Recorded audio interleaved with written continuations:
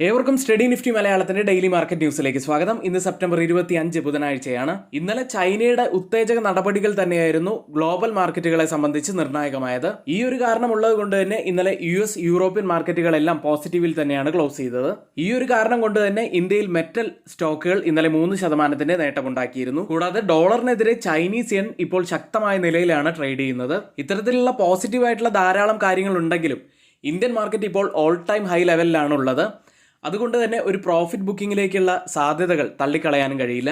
പ്രധാനപ്പെട്ട വാർത്തകൾ ഇന്ന് നോക്കുകയാണെങ്കിൽ S&P ഗ്ലോബൽ ഇന്ത്യയുടെ GDP വളർച്ചാ പ്രവചനം 6.8% നിലനിർത്തിയിരിക്കുന്നു. മാത്രമല്ല ഇന്ത്യൻ മാർക്കറ്റിൽ വളരെ അടുത്ത് തന്നെ ഒരു റേറ്റ് കട്ട് ഉണ്ടാകും എന്ന സൂചനകൾ നൽകുന്നുണ്ട്. കൃത്യമായിട്ടുള്ള മാസവും അവർ പറയുന്നുണ്ട്. അപ്പോൾ വീഡിയോ അവസാനം വരെയും കാണുക. നമ്മുടെ മാർക്കറ്റ് ന്യൂസ് സെഗ്മെന്റിൽ നമ്മൾ കൃത്യമായി തന്നെ പറയുന്നുണ്ട്. കൂടാതെ ഇന്ന് മൾട്ടി കമോഡിറ്റി എക്സ്ചേഞ്ച് ഫോക്കസിൽ ഉണ്ടായിരിക്കും. കാരണം അവരുടെ ചാർജുകളിൽ അവർ ഒരു റിവിഷൻ വരുത്തിയിട്ടുണ്ട്.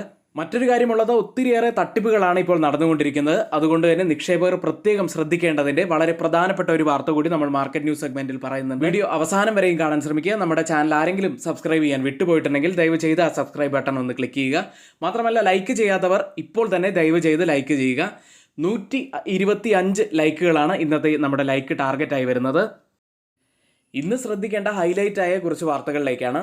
ആദ്യം S&P ഗ്ലോബൽ ഇന്ത്യയുടെ GDP വളർച്ചാ പ്രവചനം 6.8% നിലനിർത്തിയിരിക്കുന്നു. മാത്രമല്ല RBI എന്നാണ് ഒരു നിരക്ക് കുറയ്ക്കലിലേക്ക് പോകുന്നത് എന്നതിൻ്റെ സാധ്യതകളെക്കുറിച്ചും അവർ പറയുന്നുണ്ട്. 2024-25 സാമ്പത്തിക വർഷത്തേക്കുള്ള ഇന്ത്യയുടെ GDP വളർച്ചാ പ്രവചനം 6.8% S&P ഗ്ലോബൽ നിലനിർത്തി. ഉയർന്ന പലിശ നിരക്കുകൾ നഗര ഡിമാൻഡിനെ ബാധിക്കുന്നതിനാൽ ജൂൺ പാദത്തിൽ വളർച്ച മിതമായിരുന്നു എന്നാണ് റിപ്പോർട്ട് പറയുന്നത്. ഇതുകൂടാതെ 2025-26 സാമ്പത്തിക വർഷത്തിൽ 6.9% വളർച്ചയാണ് S&P ഗ്ലോബൽ പ്രവചിക്കുന്നത്. 2026-27 27-28 7% വളർച്ചയും പ്രവചിക്കുന്നു. ഇന്ത്യൻ ഗവൺമെന്റിന്റെയും മറ്റ് പ്രമുഖ ഏജൻസികളുടെയും വളർച്ചാ പ്രവചനത്തിലേക്കാണ് ഇനി നമ്മൾ പോകുന്നത്. വേൾഡ് ബാങ്ക്, IMF, ADB എന്നിവ 7% വളർച്ചയാണ് 2024-25 സാമ്പത്തിക വർഷത്തിൽ പ്രവചിക്കുന്നത്. മൂഡീസ്, ഫിച്ച്, RBI എന്നിവ 7.2% വളർച്ച പ്രവചിക്കുന്നു. ഗവൺമെന്റ് പ്രവചിക്കുന്നത് 6.5 മുതൽ 7% വളർച്ചയാണ്. ഇതിൽ ഏറ്റവും കുറവ് ഗ്രോത്ത് ഫോർകാസ്റ്റ് കാണിക്കുന്നത് S&P ഗ്ലോബൽ തന്നെയാണ്. കൂടാതെ ഇൻഫ്ലേഷൻ തന്നെയാണ് പ്രധാനപ്പെട്ട ഒരു ആശങ്കയായി ഇന്ത്യയിൽ നിലനിൽക്കുന്നതെന്നും ഫുഡ് ഇൻഫ്ലേഷൻ തന്നെയാണ് അതിൽ മുന്നിലെന്നും ഈ റിപ്പോർട്ടിൽ പറയുന്നു. ഇനി നമ്മൾ ഏറ്റവും പ്രതീക്ഷയോടെ കാത്തിരിക്കുന്നത് റേറ്റ് കട്ടിന്റെ വാർത്തകൾ തന്നെയാണ്. ഒക്ടോബറിൽ ആദ്യ റേറ്റ് കട്ട് ഉണ്ടായിരിക്കും എന്ന് തന്നെയാണ് ഈ റിപ്പോർട്ടിൽ പറയുന്നത്. മാത്രമല്ല 2025 മാർച്ചിൽ 2 വെട്ടിക്കുറയ്ക്കലുകളും ഉണ്ടാകും എന്നും ഈ റിപ്പോർട്ട് പറയുന്നു. ഇനി നമ്മൾ അടുത്തതായി വെയിറ്റ് ചെയ്തിരിക്കുന്ന ഒരു IPOയുമായി ബന്ധപ്പെട്ട വാർത്തയാണ്. ദക്ഷിണ കൊറിയൻ വാഹന ഭീമനായ ഹുണ്ടായ് മോട്ടോർ കമ്പനിയുടെ ഇന്ത്യൻ വിഭാഗമായ ഹുണ്ടായ് മോട്ടോർ ഇന്ത്യ ലിമിറ്റഡ് ഏകദേശം $3 ബില്യൺ പ്രാരംഭ പബ്ലിക് ഓഫർ സമാരംഭിക്കുന്നതിന് ഒരു പടി കൂടി അടുത്തിരിക്കുന്നു. ഈ റെക്കോർഡ് ബ്രേക്കിംഗ് IPO ഒക്ടോബറിൽ ലോഞ്ച് ചെയ്യാനാണ് സാധ്യതയുള്ളത്. മറ്റൊരു വാർത്തയുള്ളത്, ഓരോ ദിവസവും മാർക്കറ്റിൽ നമ്മൾ പുതിയ രീതിയിലുള്ള ഓരോ തട്ടിപ്പുകളെ കുറിച്ച് കേൾക്കാറുണ്ട്. അത്തരത്തിൽ ഇൻവെസ്റ്റിംഗിലേക്ക് വരുമ്പോൾ ശ്രദ്ധാപൂർവമായ തീരുമാനങ്ങൾ വേണം അവർ എടുക്കാൻ എന്നതിനെക്കുറിച്ച് സൂചിപ്പിക്കുന്ന ഒരു വാർത്തയിലേക്കാണ്. ചെറുകിട ഇടത്തരം സംരംഭകർക്ക് SMEകൾ അതായത് IPO വലിപ്പത്തിന്റെ 15% വരെ അസാധാരണമായ ഉയർന്ന ഫീസ് ഈടാക്കുന്ന 6 ആഭ്യന്തര നിക്ഷേപ ബാങ്കുകളെ അവർക്കെതിരെ സെബി അന്വേഷണം നടത്തുന്നു. സാധാരണയായി 1 മുതൽ 3% ഫീസാണ് ഈടാക്കാറുള്ളത്. ആ സ്ഥലത്താണ് ഇപ്പോൾ 15% വരെയുള്ള ഉയർന്ന ഫീസ് ഈടാക്കുന്നു എന്നുള്ള പരാതികൾ വരുന്നത്. ഇത്തരത്തിൽ ഉയർന്ന ഫീസ് ഈടാക്കുന്നത് കൊണ്ട് തന്നെ അവിടെ ഓവർ സബ്സ്ക്രിപ്ഷൻ ആണ് ഉണ്ടാവുക. ഇത്തരത്തിൽ സബ്സ്ക്രിപ്ഷൻ ഓവർ ആവുന്നതോടെ കൃത്രിമമായ ഡിമാൻഡ് അവിടെ സൃഷ്ടിക്കപ്പെടുന്നു. അപ്പോൾ ഇത്തരത്തിലുള്ള SME IPOകളിലൊക്കെ നമ്മൾ ഇൻവെസ്റ്റ് ചെയ്യുമ്പോൾ പ്രത്യേകം ശ്രദ്ധിക്കേണ്ടത് ആ കമ്പനിയുടെ ഫണ്ടമെന്റൽസ് നമ്മൾ പ്രത്യേകം നോക്കണം. മാത്രമല്ല വാല്യുവേഷൻസ്, ആ ഇൻഡസ്ട്രിയുടെ വാല്യുവേഷനുമായി നമ്മൾ ഒത്തുനോക്കേണ്ടതാണ്. മാത്രമല്ല ഓവർ സബ്സ്ക്രിപ്ഷൻ നടന്നത് അത് ജെന്യുവിൻ ഇൻവെസ്റ്റേഴ്സിന്റെ ഇൻട്രസ്റ്റ് കൊണ്ട് തന്നെ ആണോ എന്ന് നമ്മൾ പ്രത്യേകം ശ്രദ്ധിക്കേണ്ടതാണ്. ആരെങ്കിലും IPOs വാങ്ങണമെന്നൊക്കെയുള്ള റെക്കമെൻഡേഷനൊക്കെ തരുന്നത് കൊണ്ട് അത് പോയി വാങ്ങാതിരിക്കുക. നിങ്ങൾ തന്നെയാണ്, നിങ്ങളുടെ പണമാണ്, അതുകൊണ്ട് ശ്രദ്ധാപൂർവ്വം നിങ്ങൾ തന്നെ വിനിയോഗിക്കുക. അടുത്ത വാർത്തയിലേക്ക്, ഇന്നത്തെ പ്രധാനപ്പെട്ട കുറച്ച് സ്റ്റോക്ക് ന്യൂസുകളിലേക്ക്. ആദ്യം KEC ഇന്റർനാഷണൽ ആണ്. കമ്പനി ഫണ്ട് സ്വരൂപിക്കുന്നതിനായി QIP പുറത്തിറക്കി. ഫ്ലോർ പ്രൈസായി നിശ്ചയിച്ചിരിക്കുന്നത് 976.64 പെർ ഷെയർ എന്ന നിലയിലാണ്. മറ്റൊരു കമ്പനി യൂനോ മിൻ്റയാണ്. കമ്പനി മിൻ്റ ഓൺക്യോ ഇന്ത്യയുടെ 30% ഓഹരി 15.3 മില്യൺ രൂപയ്ക്ക് ഏറ്റെടുത്തു. അടുത്തത് മൾട്ടി കമ്മോഡിറ്റി എക്സ്ചേഞ്ച് ആണ് MCX. അടുത്ത മാസം മുതൽ ഫ്യൂച്ചർ ആൻഡ് ഓപ്ഷൻ കരാറുകൾക്കുള്ള ഇടപാട് ഫീസ് MCX പരിഷ്കരിച്ചിട്ടുണ്ട്. ഇത് സെബി നിർദ്ദേശിച്ച പ്രകാരം ഒരു ടയേർഡ് ഫീസ് സംവിധാനത്തിൽ നിന്ന് ഒരു നിശ്ചിത ഘടനയിലേക്കുള്ള ഒരു മാറ്റമാണ്. ഫ്യൂച്ചറുകൾക്കായുള്ള വിറ്റുവരവ് 1 ലക്ഷം രൂപയ്ക്ക് 2.10 രൂപയും ഓപ്ഷൻസുകൾക്ക് പ്രീമിയം 1 ലക്ഷത്തിന് 41.80 രൂപയുമാണ് പുതിയ ഫീസായി നിശ്ചയിച്ചിരിക്കുന്നത്. വോളിയം ബേസ് ചെയ്തിട്ടുള്ള ഒരു ട്രേഡിങ്ങിൽ നിന്ന് വ്യത്യസ്തമായി ഒരു ഫിക്സഡ് ഫീസാണ് ഇപ്പോൾ പുതിയ സ്കീം പ്രകാരം കൊണ്ടുവന്നിരിക്കുന്നത്. ഒക്ടോബർ 1 ഇത് പ്രാബല്യത്തിൽ വരുന്നത്. അടുത്തത് ഈസി ട്രിപ്പ് പ്ലാനേഴ്സ് ആണ്. പ്രൊമോട്ടർ നിഷിത് പിറ്റി കമ്പനിയുടെ 8.5% ഓഹരികൾ, അതായത് 15 കോടിയുടെ ഇക്വിറ്റി ഷെയറുകൾ ഒരു ബ്ലോക്ക് ഡീൽ വഴി വിൽക്കാൻ സാധ്യതയുണ്ട് എന്നൊരു വാർത്ത വരുന്നു. ഫ്ലോർ പ്രൈസായി നിശ്ചയിച്ചിരിക്കുന്നത് 38 രൂപയാണ്. അടുത്തത് PC ജ്വല്ലേഴ്സ് ആണ്. കമ്പനി സെപ്റ്റംബർ 30 ബോർഡ് യോഗം ചേരുന്നുണ്ട്. സ്റ്റോക്കിന്റെ സ്പ്ലിറ്റ് ഉൾപ്പെടെയുള്ള കാര്യങ്ങളാണ് ഇതിൽ ബോർഡിൽ ചർച്ച ചെയ്യുക. അപ്പോൾ ആ ബോർഡ് മീറ്റിംഗ് നമ്മൾ പ്രത്യേകം ശ്രദ്ധിക്കേണ്ടതാണ്. അടുത്തത് സി എന്റർടൈൻമെന്റ്. കമ്പനിയുടെ ബോർഡ് യോഗം ചേരുന്നത് സെപ്റ്റംബർ 27 ഫണ്ട് റൈസിംഗ് ആണ് പ്രധാനപ്പെട്ട വിഷയം. അടുത്തത് ഡെൽറ്റ കോർപ്പാണ്. കോമ്പോസിറ്റ് സ്കീം ഓഫ് അറേഞ്ച്മെന്റ് വഴി കമ്പനിയുടെ ഹോസ്പിറ്റാലിറ്റി റിയൽ എസ്റ്റേറ്റ് ബിസിനസ് വിഭജിക്കുന്നതിന് ബോർഡ് അംഗീകാരം നൽകി. അടുത്തത് ടാറ്റ പവറുമായി ബന്ധപ്പെട്ട നെഗറ്റീവായിട്ടുള്ള വാർത്തയാണ്.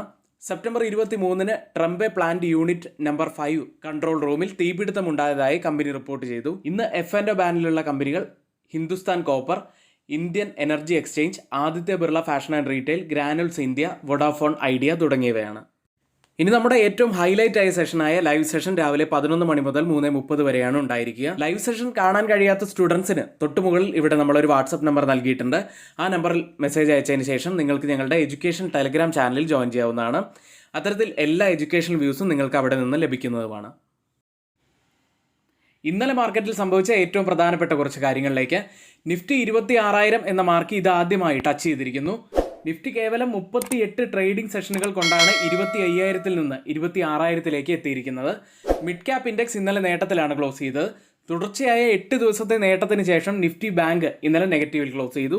ചൈനീസ് എക്കോണമി അവരുടെ എക്കോണമി ബൂസ്റ്റ് ചെയ്യുന്നതുമായി ബന്ധപ്പെട്ട വാർത്ത വന്നതോടെ സ്റ്റീൽ സ്റ്റോക്കുകൾ 3% ഉയർന്നു.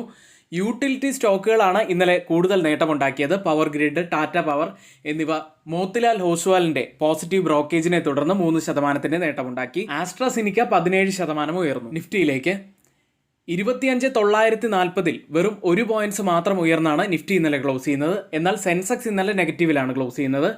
26,011 എന്ന പുതിയ ഓൾ ടൈം ഹൈ തുടർച്ചയായ 3ാമത്തെ ദിവസവും പുതിയ ഓൾ ടൈം ഹൈ നിഫ്റ്റിയിൽ ക്രിയേറ്റ് ചെയ്യപ്പെടുന്നു. മാത്രമല്ല 26,000 എന്ന സൈക്കോളജിക്കൽ ലെവൽ ക്രോസ് ചെയ്തിരിക്കുന്നു ഇതാദ്യമായി. പക്ഷേ സെല്ലിംഗ് പ്രഷർ കാരണം ഇന്നലെ ഡൗൺ ആവുന്ന ഒരു കാഴ്ചയും കണ്ടു. നിഫ്റ്റിയെ സംബന്ധിച്ച് ഒരു ഇമീഡിയറ്റ് സപ്പോർട്ട് ആവാൻ സാധ്യതയുള്ളത് 25,800 ലെവലാണ്.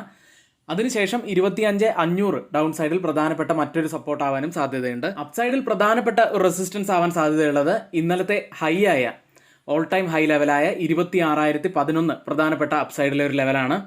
മാത്രമല്ല 26,000 മുതൽ 26,100 വരെയുള്ളത് പ്രധാനപ്പെട്ട ഒരു സോൺ തന്നെ ആവാനും സാധ്യതയുണ്ട്. അടുത്തത് ഡെയിലി ക്യാൻഡിലാണ്. ചെറിയ അപ്പർ ലോവർ വിക്കോട് കൂടിയ ഒരു ബുള്ളിഷ് ക്യാൻഡിലാണ് ഡെയിലി ചാർട്ടിൽ ഫോം ആയിരിക്കുന്നത്. ഒരു ഡോജി ക്യാൻഡിലോ അല്ലെങ്കിൽ ഒരു ഷൂട്ടിംഗ് സ്റ്റാറിന് സമാനമായ ക്യാൻഡിലാണ് ഇപ്പോൾ ഫോം ആയിരിക്കുന്നത്. ഇത്തരത്തിലുള്ള ഡോജി ക്യാൻഡിലുകളോ അല്ലെങ്കിൽ ഷൂട്ടിംഗ് സ്റ്റാറിന് സമാനമായ ക്യാൻഡിലുകളോ ഇത്തരത്തിലുള്ള ക്യാൻഡിലുകളൊക്കെ ഓൾ ടൈം ഹൈ ലെവലിലൊക്കെ വരുമ്പോൾ അത് എത്തരത്തിലാണ് പ്രവർത്തിക്കുക എന്നുള്ള ധാരാളം കാര്യങ്ങൾ നമുക്ക് പഠിക്കേണ്ടതായിട്ടുണ്ട്.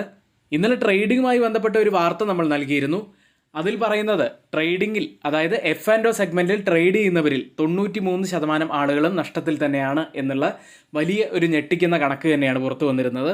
അതുകൊണ്ട് ട്രേഡിങ്ങിനെ കുറിച്ച് കൂടുതലായി പഠിക്കാതെ ആരും F&O സെഗ്മെന്റിലോ അല്ലെങ്കിൽ ഇൻട്രാഡേയിലോ ഒന്നും തലവെക്കാതിരിക്കുക. ട്രേഡിംഗ് നിങ്ങൾ സീരിയസ് ആയിട്ടാണ് കാണുന്നതെങ്കിൽ കൂടുതൽ ഡെപ്തായി ബിഗിനേഴ്സിന് പഠിക്കാനുള്ള ഒരു അവസരം നമ്മളിവിടെ നൽകുന്നുണ്ട്. സ്റ്റുഡൻസിന് ആർക്കെങ്കിലും നമ്മുടെ ഈ എഡ്യൂക്കേഷണൽ പ്രോഗ്രാമിൽ ജോയിൻ ചെയ്യാൻ താല്പര്യമുണ്ടെങ്കിൽ തൊട്ടുമുകളിൽ നമ്മളിവിടെ ഒരു വാട്സപ്പ് നമ്പർ നൽകിയിട്ടുണ്ട്. ആ നമ്പറിൽ മെസ്സേജ് അയച്ച് നിങ്ങൾക്ക് ജോയിൻ ചെയ്യാവുന്നതാണ്. ഇനി കുറച്ച് ദിവസത്തേക്ക് മാത്രമായിരിക്കും ഈ എഡ്യൂക്കേഷൻ പ്രോഗ്രാമിൻ്റെ അഡ്മിഷൻ ഓപ്പൺ ആയിട്ടുണ്ടാവുക. അതുകൊണ്ട് പെട്ടെന്ന് തന്നെ താല്പര്യമുള്ളവർ നിങ്ങൾ മെസ്സേജ് അയച്ച് നിങ്ങളുടെ സീറ്റ് ബുക്ക് ചെയ്യാൻ ശ്രമിക്കുക. അടുത്തതായി മാക്സിമം ഓപ്പൺ ടെസ്റ്റ് രേഖപ്പെടുത്തിയ കോൾ സൈഡിലെയും പുട്ട് സൈഡിലെയും സ്ട്രൈക്കുകളിലേക്കാണ്. ആദ്യം 26,000 കൂടുതൽ ഓപ്പൺ ടെസ്റ്റ് രേഖപ്പെടുത്തിയിരിക്കുന്ന ആദ്യത്തെ സ്ട്രൈക്ക് ഉള്ളത്. അതിനുശേഷം 26,500 സ്ട്രൈക്കിലും അതിനുശേഷം 26,200 സ്ട്രൈക്കിലുമാണ്. പുട്ട് സൈഡിൽ കൂടുതൽ ഓപ്പൺ ടെസ്റ്റ് രേഖപ്പെടുത്തിയിരിക്കുന്ന ആദ്യത്തെ സ്ട്രൈക്ക് 25,000 ആണ്. അതിനുശേഷം 25,500 സ്ട്രൈക്കിലും അതിനുശേഷം 25,900 സ്ട്രൈക്കിലുമാണ്. ഓപ്പൺ ഇൻട്രസ്റ്റ് ഡാറ്റ പ്രകാരം റെസിസ്റ്റൻസ് ആവാൻ സാധ്യതയുള്ളത് ഇപ്പോൾ 26,500 സ്ട്രൈക്കാണ്. സപ്പോർട്ട് ആവാൻ സാധ്യതയുള്ളത് 25,900. അടുത്തതായി ചേഞ്ച് ഇൻ ഓപ്പൺ ഇൻട്രസ്റ്റ് ഡാറ്റയിലേക്കാണ്. ഇപ്പോൾ മാർക്കറ്റ് ബുൾസിനാണോ ബിയേഴ്സിനാണോ കൂടുതൽ സപ്പോർട്ടീവായി നിൽക്കുന്നത് എന്ന് നോക്കാം. ആദ്യം 25,950 സ്ട്രൈക്കിൽ 165% വർധനവാണ് പുട്ട് സൈഡിൽ കാണുന്നത്. ഒരു ലോങ് ബിൽഡപ്പ് തന്നെയാണത്. എന്നാൽ 66% വർധനവാണ് കോൾ സൈഡിൽ കാണുന്നത്. ഒരു ഷോർട്ട് ബിൽഡപ്പാണ്. അടുത്തത് 25,900 സ്ട്രൈക്കിൽ 55% വർധനവ് പുട്ട് സൈഡിൽ ഒരു ലോങ് ബിൽഡപ്പാണ്. എന്നാൽ 1% മാത്രം വർധനവാണ് കോൾ സൈഡിൽ കാണുന്നത്. ഒരു ചെറിയ ഷോർട്ട് ബിൽഡപ്പ് മാത്രമാണത്. അടുത്തത് 26,000 സ്ട്രൈക്കിൽ 59% വർധനവ് പുട്ട് സൈഡിൽ ഒരു ലോങ് ബിൽഡപ്പ്. 30% വർധനവാണ് കോൾ സൈഡിൽ കാണുന്നത്. ഒരു ചെറിയ ഷോർട്ട് ബിൽഡപ്പാണത്. ഈ 3 സ്ട്രൈക്കുകളും കമ്പയർ ചെയ്യുമ്പോൾ മാർക്കറ്റിനെ മുകളിലേക്ക് കൊണ്ടുപോകാൻ കഴിവുള്ള പുട്ട് സെല്ലേഴ്സിന് കുറച്ച് ഒരു സ്ട്രെങ്ത് ഉണ്ട് എന്ന് കാണാം. പക്ഷേ എന്നിരുന്നാലും ഒരു പ്രോഫിറ്റ് ബുക്കിംഗ് നമുക്ക് തള്ളിക്കളയാൻ കഴിയില്ല. കാരണം നിഫ്റ്റി ഓൾ ടൈം ഹൈ ലെവലിലൊക്കെയാണ് ഇപ്പോൾ ഉള്ളത്. അതുകൊണ്ട് തന്നെ ചെറിയൊരു പ്രോഫിറ്റ് ബുക്കിങ്ങിനൊക്കെയുള്ള സാധ്യതകൾ കൂടുതലുമാണ്. ബാങ്ക് നിഫ്റ്റിയിലേക്ക് അങ്ങനെ 8 ദിവസം നീണ്ടു നിന്ന ആ ഒരു റാലിക്ക് ഇന്നലെ അവസാനമായിരിക്കുന്നു. ഇന്നലെ ബാങ്ക് നിഫ്റ്റി 137 പോയിന്റ്സ് ആണ് ഇടിഞ്ഞത്. 53,968 ഇന്നലെ ക്ലോസ് ചെയ്യുന്നത്. ബാങ്ക് നിഫ്റ്റി ഓവറോൾ പോസിറ്റീവായിട്ട് തന്നെയാണ് കാണപ്പെടുന്നതെങ്കിലും ഇപ്പോൾ എല്ലാ കീ മൂവിങ് ആവറേജുകൾക്ക് മുകളിലായിട്ടാണ് ബാങ്ക് നിഫ്റ്റി ട്രേഡ് ചെയ്യുന്നത്. ഇത്തരത്തിലുള്ള പോസിറ്റിവിറ്റികൾ ഉണ്ടെങ്കിലും ഇന്നലെ ഒരു ബിയറിഷ് വോളിയമാണ് ബാങ്ക് നിഫ്റ്റിയിൽ ഉണ്ടായിരിക്കുന്നത്. അത് എബോവ് ആവറേജ് വോളിയത്തേക്കാൾ കൂടുതലായിട്ടാണ് വന്നിരിക്കുന്നതും. പിന്നെ ഇന്നലത്തെ ക്യാൻഡിലും എല്ലാം പരിശോധിച്ച് കഴിയുമ്പോൾ നമ്മൾ കുറച്ചൊന്ന് കോഷ്യസ് ആയി ഇരിക്കേണ്ടതുണ്ട് ബാങ്ക് നിഫ്റ്റിയിൽ എന്നുകൂടി നമുക്ക് കാണാൻ കഴിയും. അടുത്തതായി മാക്സിമം ഓപ്പൺ ഇൻട്രസ്റ്റ് രേഖപ്പെടുത്തിയ ബാങ്ക് നിഫ്റ്റിയുടെ കോൾ സൈഡിലെയും പുട്ട് സൈഡിലെയും സ്ട്രൈക്കുകളാണ്. 54,000 കൂടുതൽ ഓപ്പൺ ഇൻട്രസ്റ്റ് രേഖപ്പെടുത്തിയിരിക്കുന്ന ആദ്യത്തെ സ്ട്രൈക്ക് ഉള്ളത്. അതിനുശേഷം 55,000 സ്ട്രൈക്കും അതിനുശേഷം 55,500 സ്ട്രൈക്കിലുമാണ്. പുട്ട് സൈഡിൽ കൂടുതൽ ഓപ്പൺ ഇൻട്രസ്റ്റ് രേഖപ്പെടുത്തിയിരിക്കുന്ന ആദ്യത്തെ സ്ട്രൈക്ക് 53,000 അതിനുശേഷം 52,000 സ്ട്രൈക്കും അതിനുശേഷം 54,000 സ്ട്രൈക്കുമാണ്. ഓപ്പൺ ഇൻട്രസ്റ്റ് ഡാറ്റ പ്രകാരം പ്രധാനപ്പെട്ട ഒരു റെസിസ്റ്റൻസ് ആവാൻ സാധ്യതയുള്ളത് 54,000 സപ്പോർട്ട് ആവാൻ സാധ്യതയുള്ളത് 53,000 ഇന്ത്യ വിക്സിലേക്ക് 13.39 2.85% ഇടിഞ്ഞാണ് ഇന്ത്യ വിക്സ് ഇന്നലെ ക്ലോസ് ചെയ്യുന്നത്. ഗ്ലോബൽ മാർക്കറ്റ് സെഗ്മെന്റിൽ ആദ്യം FIDE ആക്ടിവിറ്റിയാണ്. FIS 2,784 കോടി രൂപയ്ക്കാണ് ഇന്നലെ സെല്ല് ചെയ്തത്. DIS ആവട്ടെ 3,868 കോടി രൂപയ്ക്ക് ബൈ ചെയ്തു. ഏതാനും ദിവസത്തെ ബൈയിങ്ങിന് ശേഷം ഇന്നലെയാണ് FIS ഒരു സെല്ലിങ്ങിലേക്ക് പോയത്. US മാർക്കറ്റിലേക്ക് ചൈനയുടെ ഉത്തേജക പാക്കേജ് പ്രഖ്യാപിച്ചതിനെ തുടർന്ന് ഖനന ഓഹരികൾ കുതിച്ചുയർന്നതിനാൽ S&P 500 ഡൗ ജോൺസും ചൊവ്വാഴ്ച പുതിയ റെക്കോർഡ് ഹൈ ആണ് ടച്ച് ചെയ്തത്. ഡൗ ജോൺസ് 0.20% ഉയർന്നു.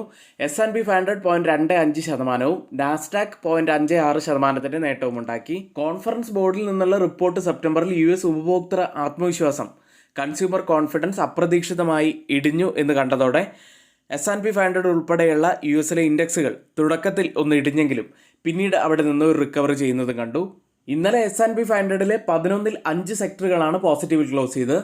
അതിൽ നേട്ടമുണ്ടാക്കിയത് മെറ്റീരിയൽ സ്റ്റോക്കുകളായിരുന്നു. 1.3% ഉയർന്നു. ലോകത്തിലെ രണ്ടാമത്തെ ഏറ്റവും വലിയ സമ്പദ് വ്യവസ്ഥയായ ചൈന പാൻഡമിക്കിന് ശേഷം സമ്പദ് വ്യവസ്ഥയെ അതിൻ്റെ പണപ്പെരുപ്പത്തിൽ നിന്ന് കരകയറ്റാനുള്ള ഏറ്റവും വലിയ ഉത്തേജനം അനാവരണം ചെയ്തതിന് ശേഷം മെറ്റൽ ഓഹരികൾ ഇന്നലെ ഇന്ത്യയിലേതെന്ന പോലെ US-ലും ഉയരുകയുണ്ടായി. പ്രധാനപ്പെട്ട ഓഹരികളിൽ Nvidia 3.9% ഉയർന്നു. മൈക്രോസോഫ്റ്റ് 1.15% ഇടിയുകയാണ് ഉണ്ടായത്. ഫിലാദൽഫിയ സെമി കണ്ടക്ടർ ഇൻഡെക്സ് 1% മുകളിൽ നേട്ടത്തിലാണ് ഇന്നലെ ക്ലോസ് ചെയ്യുന്നത്. US-ൽ ലിസ്റ്റ് ചെയ്ത ഇന്ത്യൻ കമ്പനികളുടെ പ്രകടനത്തിലേക്കാണ്. ആദ്യം ഇൻഫോസിസ് 0.46% ഇടിവിലാണ് ഇന്നലെ ക്ലോസ് ചെയ്യുന്നത്. വിപ്രോ 0.47% നേട്ടമുണ്ടാക്കി. ബാങ്കിങ് സൈഡിൽ ICICI ബാങ്ക് 0.35% നേട്ടത്തിലും HDFC ബാങ്ക് 0.11% നേട്ടത്തിലുമാണ് ക്ലോസ് ചെയ്യുന്നത്. ഡോക്ടർ റെഡ്ഡി 0.15% നേട്ടവും ഉണ്ടാക്കി. ഇപ്പോൾ ട്രേഡിംഗ് നടക്കുന്ന US ഫ്യൂച്ചേഴ്സ് മിക്സഡ് ആയിട്ടാണ് ട്രേഡ് ചെയ്യുന്നത്. ഡൗ ജോൺസ് 0.10% ഇടിവിലും S&P 500 0.02% നേട്ടത്തിലും ട്രേഡ് ചെയ്യുന്നു. യൂറോപ്യൻ മാർക്കറ്റിലേക്ക് ഇന്നലെ ക്ലോസ് ചെയ്യുന്ന യൂറോപ്യൻ മാർക്കറ്റുകളെല്ലാം പോസിറ്റീവിൽ തന്നെയാണ്. UK മാർക്കറ്റ് FTSE 0.28% നേട്ടത്തിലും ജർമ്മൻ മാർക്കറ്റ് ഡാക്സ് 0.80% നേട്ടത്തിലും ഫ്രാൻസ് മാർക്കറ്റ് CAC 1.28% നേട്ടത്തിലുമാണ് ക്ലോസ് ചെയ്യുന്നത്. പാൻ യൂറോപ്യൻ സ്റ്റോക്ക് 600 0.6% ഉയർന്നു. അവിടെ മിക്ക സെക്ടറുകളും പോസിറ്റീവിൽ തന്നെയാണ് ക്ലോസ് ചെയ്യുന്നത്. ചൈനയുടെ ഉത്തേജക നടപടികളെ തുടർന്ന് മൈനിങ് സ്റ്റോക്കുകൾ ഏകദേശം 4.5% നേട്ടമുണ്ടാക്കി. ഇപ്പോൾ ട്രേഡിംഗ് ആരംഭിച്ച യൂറോപ്യൻ മാർക്കറ്റിന്റെ ഫ്യൂച്ചേഴ്സ് ഡാക്സ് ഒരു മ്യൂട്ടഡ് അവസ്ഥയിലാണ് ട്രേഡ് ചെയ്യുന്നത്. CAC 0.04% ഇടിവിലും FTSE 0.01% ഇടിവിലും ട്രേഡ് ചെയ്യുന്നു. ഏഷ്യൻ മാർക്കറ്റിലേക്ക് ഇന്നലെ ചൈനീസ് മാർക്കറ്റ് തന്നെയായിരുന്നു ഫോക്കസിൽ ഉണ്ടായിരുന്നത്. Economic supporting measures central bank എടുത്തതോടെയാണ് വലിയ ചൈനീസ് മാർക്കറ്റ് ഉൾപ്പെടെയുള്ള ഏഷ്യൻ മാർക്കറ്റുകൾ ഉയർന്നത്. ഇപ്പോൾ ഓപ്പൺ ചെയ്ത ഏഷ്യൻ മാർക്കറ്റുകളിൽ ഗിഫ്റ്റ് നിഫ്റ്റി ഉള്ളത് 25,925 എന്ന നിലയിലാണ്. 58.50 പോയിന്റ്സ് ഡൗൺ സൈഡിലാണ് ഇപ്പോൾ ട്രേഡ് ചെയ്യുന്നത്. അതായത് ഇപ്പോഴത്തെ ഈ ഒരു നില വെച്ച് ഗിഫ്റ്റ് നിഫ്റ്റി സൂചിപ്പിക്കുന്നത് ഒരു 20 പോയിന്റ്സിന്റെ ഒരു ഗ്യാപ് ഡൗൺ ഓപ്പണിങ്ങിന് നിഫ്റ്റിയിൽ സാധ്യതയുണ്ട് എന്നാണ്. മറ്റ് ഏഷ്യൻ മാർക്കറ്റുകളിൽ ജപ്പാൻ മാർക്കറ്റ് നിക്കി 0.10% ഇടിവിലാണ്. കോസ്പി മാർക്കറ്റ്, തായ്വാൻ മാർക്കറ്റ് എന്നിവ പോസിറ്റീവിലാണ് ഇപ്പോൾ ട്രേഡ് ചെയ്യുന്നത്. ഓയിൽ പ്രൈസുകൾ. ലോകത്തിലെ ഏറ്റവും വലിയ ക്രൂഡ് ഉൽപ്പാദകരായ അമേരിക്ക മറ്റൊരു ചുഴലിക്കാറ്റിന്റെ ഭീഷണിയിലാണ് എന്ന വാർത്തകളും മുൻനിര ഇറക്കുമതിക്കാരായ ചൈനയിൽ നിന്നുള്ള സാമ്പത്തിക ഉത്തേജനത്തെക്കുറിച്ചുള്ള വാർത്തകളും മിഡിൽ ഈസ്റ്റിലെ സംഘർഷം പ്രാദേശിക വിതരണത്തെ ബാധിക്കുമെന്ന ആശങ്കകളും എണ്ണവില ഇന്നലെ ഉയരാനുള്ള കാരണമായി. ബ്രന്റ് ഫ്യൂച്ചേഴ്സ് ഇപ്പോൾ ട്രേഡ് ചെയ്യുന്നത് $74.48 പെർ ബാരൽ എന്ന നിലയിലാണ്. 0.03% നേട്ടത്തിലാണ് ട്രേഡ് ചെയ്യുന്നത്. WTI ഉള്ളത് $71.55 പെർ ബാരൽ എന്ന നിലയിൽ 0.01% ഇടിവിൽ ട്രേഡ്. ഇന്നത്തെ ഫോക്കസിലുള്ള ഏറ്റവും പ്രധാനപ്പെട്ട കുറച്ച് വാർത്തകളാണ് നമ്മളിവിടെ ഷെയർ ചെയ്തിരിക്കുന്നത്. ആ വാർത്തകളെല്ലാം ഏറ്റവും ഓതറൈസ്ഡ് ആയിട്ടുള്ള സൈറ്റുകളായ Moneycontrol, Mint, Reuters, CNBC, Financial Express തുടങ്ങിയ മാധ്യമങ്ങളിൽ നിന്നാണ് എടുത്തിട്ടുള്ളത്. മറ്റുള്ളവയെല്ലാം നമ്മുടെ വ്യൂസാണ്. അത് നിങ്ങളുടെ എഡ്യൂക്കേഷണൽ പർപ്പസിന് വേണ്ടി മാത്രമാണ് ഷെയർ ചെയ്യുന്നതും. എങ്കിൽ ഇന്നത്തെ വീഡിയോ ഇവിടെ പൂർത്തിയാവുന്നു. ഏവർക്കും നന്ദി.